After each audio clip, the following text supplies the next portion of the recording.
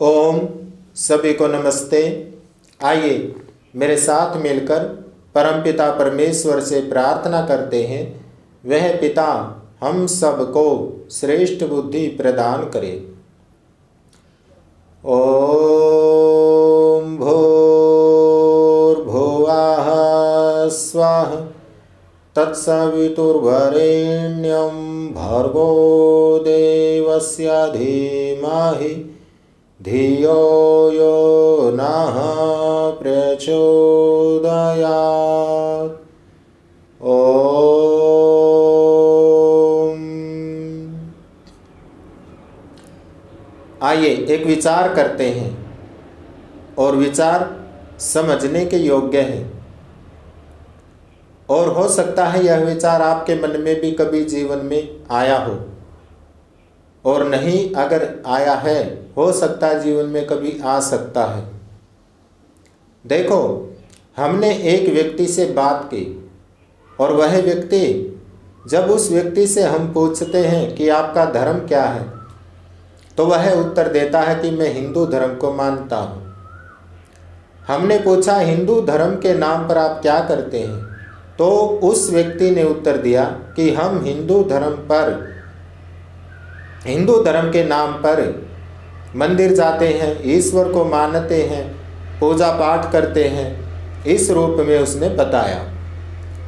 फिर हमने एक व्यक्ति से और बात की, हमने उनसे पूछा कि आप किस धर्म को मानते हो, तो उसने भी कहा कि मैं हिंदू धर्म को मानता हूँ। हमने पूछा क्या करते हो धर्म के नाम पर, तो उसने कहा करता कुछ नहीं, ना मैं ईश्वर को मानता हूँ और नहीं पूजा पाठ करता हूँ और नहीं मंदिर जाता हूँ। अब हमारे अंदर एक विचार आया कि ये कैसी बात है कि एक व्यक्ति मंदिर जाता है, ईश्वर को मानता है, पूजा पाठ करता है, और वह भी अपने आप को बताता है हिंदू। एक व्यक्ति पूजा पाठ नहीं करता, मंदिर में नहीं जाता, ईश्वर को नहीं मानता, और वह भी बताता है अपने आप को हिंदू। एक व्यक्ति से हमने बात की, वह कहता है कि मैं निराकार रूप में ईश्वर को मानता हूँ, उसका कोई आकार नहीं मानता, अवतार आदि नहीं मानता। मैं तो ऐसा मानता हूँ जो सदा अजन्मा रहता है, जन्म ही नहीं लेता। फिर हमने उसका धर्म पूछा तो उसने भी कहा कि मैं हिंदू धर्म से हूँ। और एक व्यक्ति जो अवतारवाद को मानता है, ईश्वर के जन्म लेने को मानता है, उससे पूछा तो उसने भी कहा कि मैं हिंदू। एक व्यक्ति मुर्गे बकरे काटता है, उनकी दुकान चलाता है और मांसाहार का प्रयोग भी करता है, खाता है, ऐसे व्यक्ति को कहते हैं हिंसक और मांसाहारी। हमने उनसे पूछा कि आप किस धर्म से हैं, तो उसने उत्तर दिया कि मैं हिंदू धर्म से। एक व्यक्ति शाकाहारी, मांस नहीं खाता, और ऐसे व्यक्ति को कहते हैं अहिंसा का जो पालन करता है उसको कहते हैं अहिंसक, कि वह हिंसा नहीं करता। तो उससे हमने पूछा तो उसने कहा कि मैं भी हिंदू धर्म को मानता हूँ। एक व्यक्ति सिर पे चोटी रखता है, जनेऊ रखता है शरीर पर, उससे हमने पूछा कि आप किस धर्म को मानते हो, तो उसने भी बताया कि मैं हिंदू धर्म को मानता हूँ।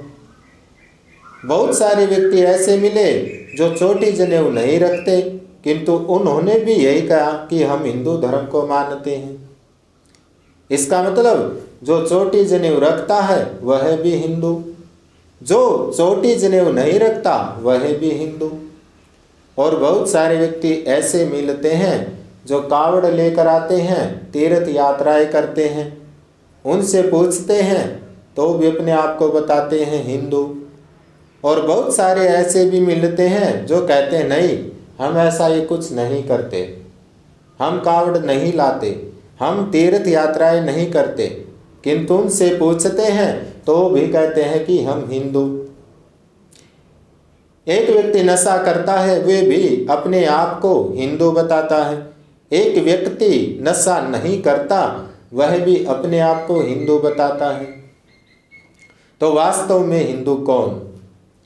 ईश्वर को मानने वाला हिंदू, ईश्वर को नहीं मानने वाला हिंदू, चोटी जनेऊ रखने वाला हिंदू, चोटी जनेऊ न रखने वाला हिंदू, मांस खाने वाला हिंदू, मांस न खाने वाला हिंदू, नशा करने वाला हिंदू, नशा न करने वाला हिंदू, तीर्थ यात्राएं करने वाला हिंदू और तीर्थ यात्राएं नहीं करने वाला हिंदू, धर्म को मानने वाला हिंदू और धर्म को न मानने वाला हिंदू। विचार करेंगे इस पर और देखो, अगर सभी ये कहते हैं कि हम हिंदू धर्म को मानते हैं तो परिभाषा एक होनी चाहिए सभी की। ये अलग अलग परिभाषाएं कैसे? कहीं यही तो हिंदू समाज के पतन का कारण नहीं है कि वैसे तो सभी कहते हैं कि हम हिंदू धर्म को मानते हैं और मान्यताएं अलग अलग। अगर धर्म एक है तो मान्यताएं भी एक होनी चाहिए, परिभाषा एक होनी चाहिए। अगर ईश्वर को मानता है तो अगर धर्म एक है तो फिर दूसरा मना नहीं कर सकता। अगर एक व्यक्ति शाकाहारी है तो वह भी हिंदू धर्म को मानता है तो दूसरे को भी शाकाहारी होना चाहिए। वह मुर्गे बकरे क्यों काटता है? एक चोटी जनेऊ रखता है और वह हिंदू धर्म को मानता है तो दूसरा क्यों नहीं रखता? उसको भी रखनी चाहिए।